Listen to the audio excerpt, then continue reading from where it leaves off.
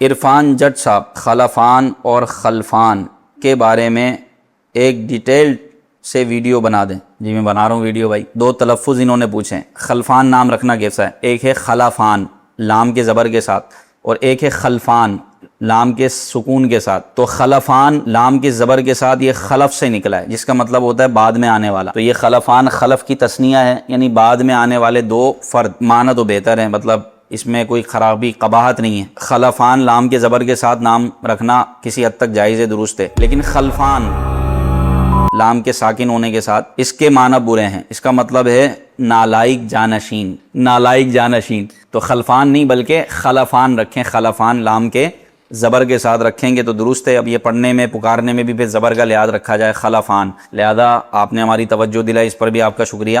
تو خلفان نام رکھیں، یہ جائز ہے، اس کا معنی بھی بہتر ہے۔ سکون کے ساتھ نام نہ پکارا جائے بلکہ لام کے زبر کے ساتھ بچے کا نام رکھا جائے اور پکارا جائے خلفان۔ ٹھیک ہے، السلام علیکم ورحمۃ اللہ وبرکاتہ۔